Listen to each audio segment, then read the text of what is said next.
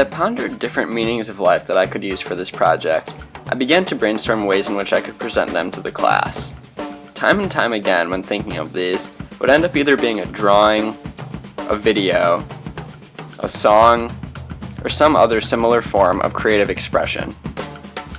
The one thing tying together all my ideas was the desire to create, and it appeared that my meaning of life had been staring me in the face the whole time. My meaning of life is to create. It's extremely important to emphasize the point that Vonnegut makes in the quote I used in the intro. It does not matter in the slightest how skilled you are at creating. For example, a quick doodle of a cat that ends up looking more like a squiggly line is just as valid as what many would consider to be truer art. Like, for example, a beautiful painting.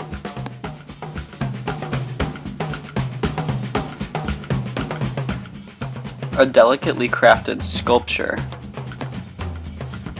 Or a complicated song. Does this mean that Michelangelo would have been just as satisfied with the squiggly cat as with David? Probably not. But for people who are creating things at the level they deem fulfilling, all creation provides the same meaning and fulfillment. This principle is illustrated in the first book we read all year, over the summer to be more precise, Richard Yates's Revolutionary Road. The novel opens on the Laurel Players, an amateur theater company, about to present their version of Petrified Forest to their families and friends. Although the actors and actresses are nowhere near professional, they are wholly invested in the play. On page 6 of the book, we find a quote about the actors and actresses.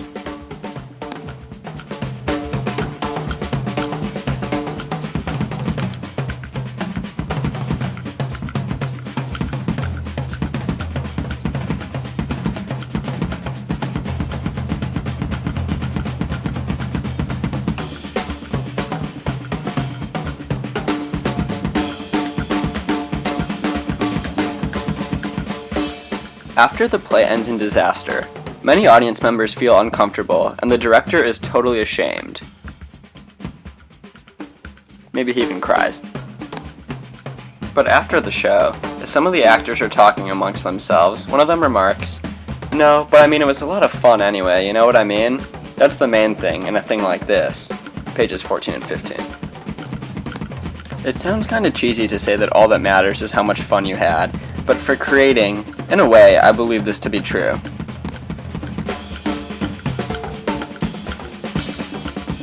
Of course, saying that the search for fun is the only reason why people create would be missing an essential part of the picture. If I simply wanted fun in life, I would go bike around all day. Or I would go play frisbee all day. Or I would beat my friends in Super Smash Bros. Melee all day. And yes, that is a challenge. But despite being really fun, none of those activities would meet my desire for fulfillment. Creating is not just a way to have fun, but a way to find fulfillment in life.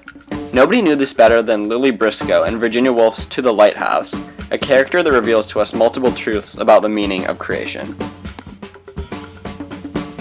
All throughout the novel, Lily Briscoe is struggling to complete a painting that she had been working on tirelessly for some time. Woolf writes,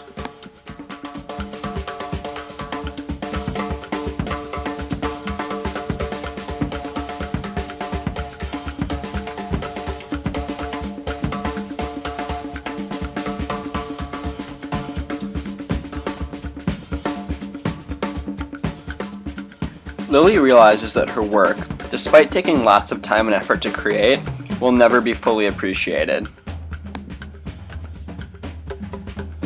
She knows it will most likely end up in a servant's bedroom or under a sofa, yet she continues to work on it, and the book concludes with her finishing the painting. This shows that the desire to create for Lily is motivated by something beyond fame, money, or whatever other rewards could come with creating a successful piece of work. She is creating for herself and to satisfy the creative urge within her.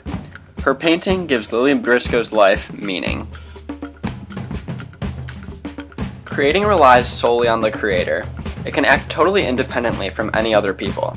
Much like Lily's reaction towards Mr. Ramsay when trying to see her work, I am often hesitant to let others see what I have created. Creating is self-fulfilling, and although once others witness the creation, they can enjoy it as well, it does not provide the same satisfaction that the act of creating does. It has been brought up several times throughout the year, in the context of different texts and presentations, that words often fall short when attempting to convey a message or feeling. Perhaps musician Sufjan Stevens said it best in 2010, "Words are futile devices." Creating often fills this void and allows for much more accurate and direct expression than sticking solely to verbal expression would. However, as I mentioned earlier, forms of creation that do utilize words such as poetry and writing are just as valid as visual art forms. However, in my experience, in these forms it's harder to fully express what you want to say. I never feel quite as fulfilled as I do after playing guitar or bass, painting a picture, writing, or doing any other activity that allows for me to satisfy my creative urge. There are days during which I feel completely constrained until I can create somehow, even if that just means poorly playing a 2-minute song on guitar. Even other things that I love to do in life, such as play ping pong, frisbee, and listen to records, don't have such a profound impact on me when my life is lacking in them. Please pretend that's a record. Of course, it's saddening when I go weeks without playing ping pong, but I can tolerate it without much thought. I couldn't imagine trying something similar with creating.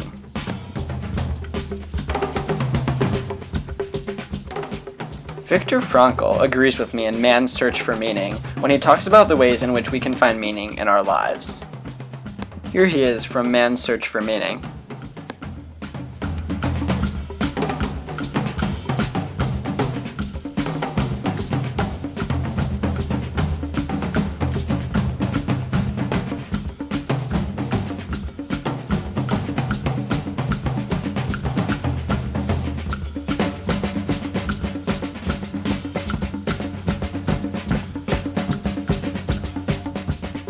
I of course believe the first of these 3 examples to be the most essential, and Stephen, in James Joyce's A Portrait of the Artist as a Young Man, would agree with me as well. Throughout the novel, Stephen Dedalus feels unhappy for many reasons, including his relationships with his family, friends, and the church. However, the one thing that remains a constant throughout the novel is his love for poetry and writing. He is constantly repeating poetry to himself, and eventually begins writing, which obviously ends up becoming his biggest passion and career. It helps him to get through difficult times and situations, and I believe that this is indicative of what creating can stand for many people, myself definitely included. I have found that in situations of suffering, creation is the easiest way to try and overcome the suffering and grow from it. Nobody knows this better than Sufjan Stevens, whose record from earlier this year, Carrie and Lowell, focuses around several themes. His mother abandoning their family when he was a child, the time he spent visiting her during childhood summers in Oregon, and his reaction to her death in 2012. Since its release, the album has had a tremendous impact on me. It has reaffirmed my view that not only is creation the meaning of life, but one of the most effective ways in which we can heal. The whole album serves as a coping mechanism for Sufjan, and a much needed one at that. His mother's death led him to desire to abuse drugs and act recklessly, before realizing that drug use was not the way to deal with his suffering. As he explained in an interview from earlier this year,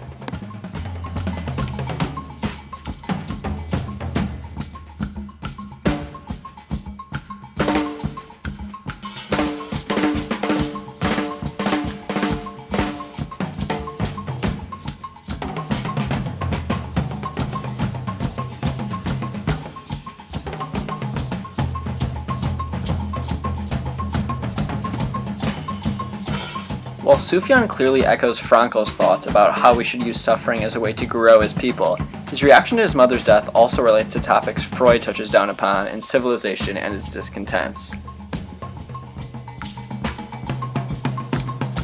When talking about ways that humans search for both pleasure and the avoidance of displeasure, he mentions intoxication. However, much like Sufjan found out after his mother's death, intoxication and drugs are not the best way to deal with problems.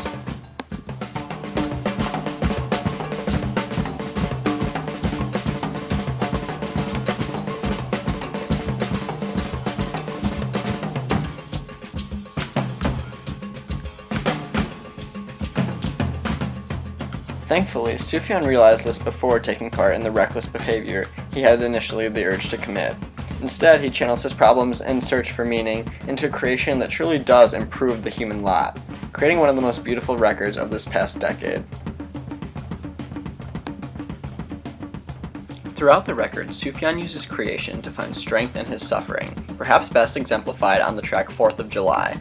The song is a conversation between him and his dying mother, with the speaker switching off every stanza.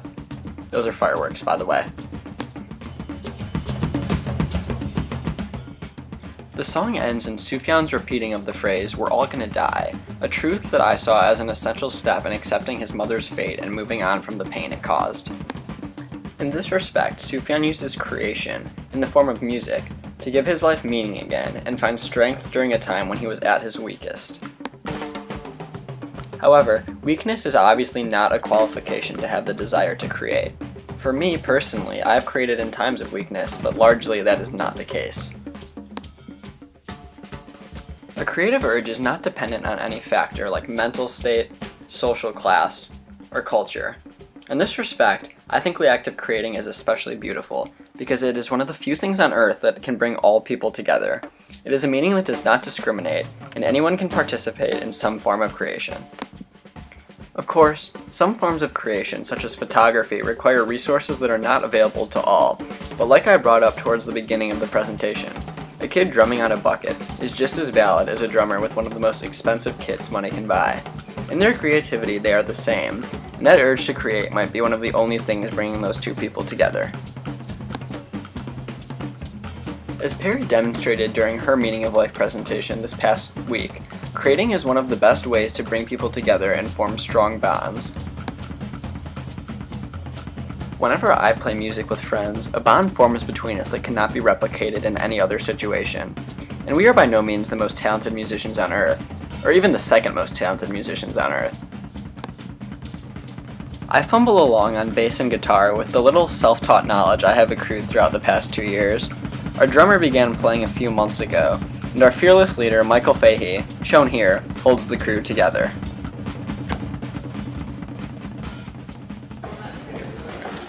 Okay, well, I would say playing music to me, is probably about making connections with other people around you in ways that you couldn't without playing. So when I play with, like, my friends, and like, you just kind of feel this connection when something clicks. Like, you can't do that any other way. So it's pretty special. Hello. I was going for the Stop. The stop. no the high five. Oh, the high five. Thank you, Michael Fahey. Even though the ragtag bunch I often play with is nowhere near as talented as Perry and her quintet was, the same bond is there. It's hard to describe the feeling of playing with others without sounding incredibly cheesy, so bear with me. It feels like the weight of the world and everyday life disappears. And although I'm not going to analyze the benefits or detriments of this lightness from Kundera's perspective, I know that for me personally, it's something I strive to find as often as possible. Of course, this experience is not applicable to all forms of creation. Most visual art, for example, is an individual endeavor, so there is no real opportunity to form a bond with someone creating in collaboration with you. However, even when creating in this fashion, I find the same weightlessness. When I take part in activities I love, they often provide a nice distraction from things I need to do, but I found that ultimately my worries always end up creeping their way back into my consciousness. When creating, this is not the case. Perhaps it's this escape from the stressors of everyday life that makes creating so valuable to me. As you might have noticed throughout the video, it was not the most professionally made. I borrowed a friend's whiteboard and taped it to my curtains. I doodled quickly and sloppily, and at times even the camera angle and filming probably looked pretty shitty. I will be the first to admit all of this. But this all comes back to my first point, and the point Vonnegut emphasizes in his quote I opened up with. It doesn't matter whether you are skilled or not at creating. Even though nothing about this video has been particularly skillful, I still found it incredibly fulfilling to make and complete. I probably could have showcased more technical ability had I brought in an instrument or drawn something with more patience and concentration, but this video felt just as valid to me. I hope you enjoyed watching it as much as I enjoyed making it.